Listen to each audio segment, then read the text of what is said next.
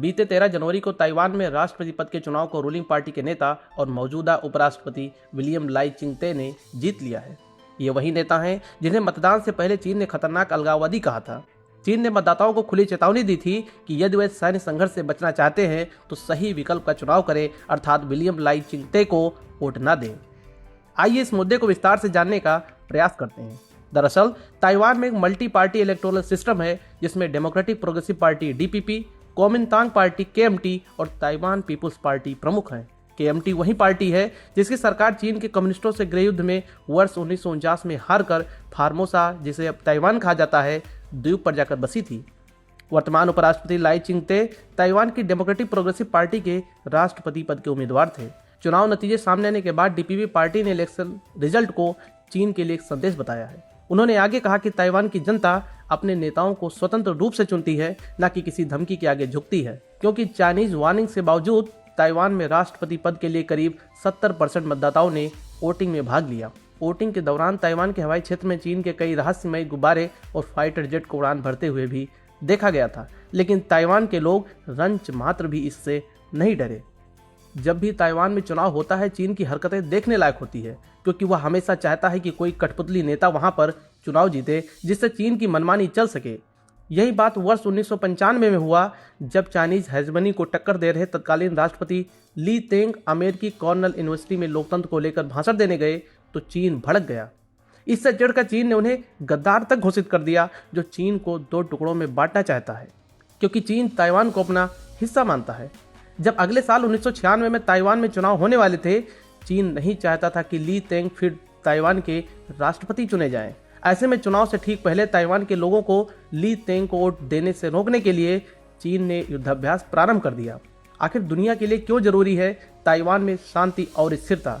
दरअसल ताइवान में लगभग 2 करोड़ 30 लाख लोग हैं। इसके बावजूद ताइवान चुनाव के नतीजों का असर पूरी दुनिया पर पड़ता है।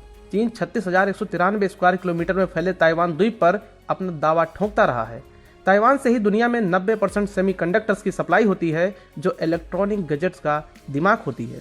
Computer, laptop, car, washing machine, ATM, अस्पतालों की मशीन से लेकर हाथ में मौजूद स्मार्टफोन तक सेमीकंडक्टर चिप पर ही काम करते हैं।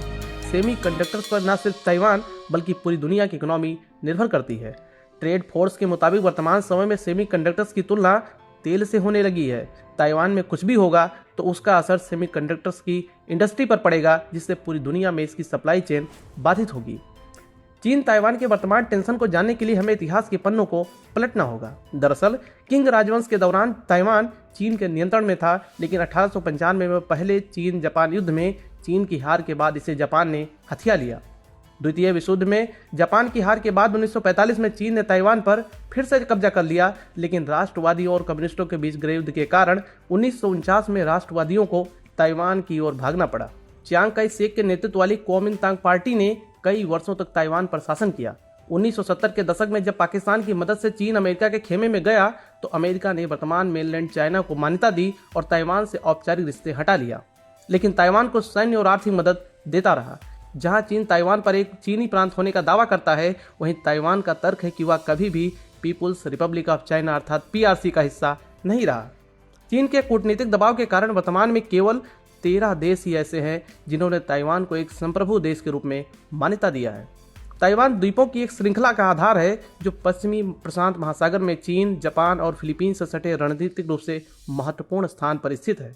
इसका स्थान दक्षिण पूर्व एशिया और दक्षिण चीन सागर के लिए एक प्राकृतिक प्रवेश द्वार का काम करता है, जो वैश्विक व्यापार और सुरक्षा के लिए महत्वपूर्ण है।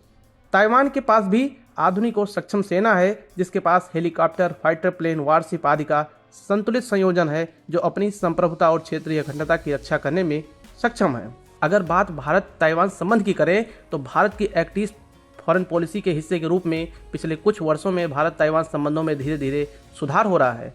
भारत ने व्यापार और निवेश में ताइवान के साथ व्यापक संबंध विकसित करने के साथ साथ विज्ञान और प्रौद्योगिकी, पर्यावरण मुद्दों और लोगों से लोगों के आदान प्रदान में सहयोग विकसित करने की मांग की है। औपचारिक राजनयिक संबंध न होने के बावजूद भारत और ताइवान ने 1995 से एक दूसरे की राजधानियों में प्रतिनिधि कार्यालय बनाए हुए हैं, जो वास्तविक दूतावासों के रूप में कार्य करते हैं। इन कार्यालयों ने उच्च स्तरीय यात्राओं की सुविधा प्रदान की है और दोनों देशों के बीच आर्थिक और सांस्कृतिक संबंधों को गहरा करने में मदद की है। निवर्तमान राष्ट्रपति साई इन-वेन के 2020 में राष्ट्रपति का चुनाव जीतने के बाद भारत के 2 सांसदों को शपथ ग्रहण में बुलाया गया था। चाइनीज अग्रेशन का मुकाबला करने के लिए भारत भी वन चाइना पॉलिसी को सार्वजनिक मंचों से और डॉक्यूमेंट्स में प्रयोग करना बंद कर दिया है, ताकि चीन को माकूल जवाब दिया जा सके। दूसरे देशों को संप्रभुता और आंतरिक हस्तक्षेप की नीति बताने वाला चीन ताइवान के मुद्दे पर मौन हो जाता है। इसीलिए भारत और दुनिया के अन्य देशों के ताइवान के साथ बढ़ते संबंधों को क्षेत्र में चीन के बढ़ते प्रभाव का मुकाबला करने के कदम के रूप में देखा जा रहा है। क्योंकि चीनी अर्थव्यवस्था रूस की अर्थव्यवस्था की तुलना में वैश्विक अर्थव्यवस्था से कहीं अधिक जुड़ी हुई है, इसीलिए यदि चीन ताइवान पर आक्रमण करता है तो वैश्विक अर्थव्यवस्था प्रभावित होगी, जो कि किसी भी तरह से अनुकूल नहीं होगा। नमस्कार।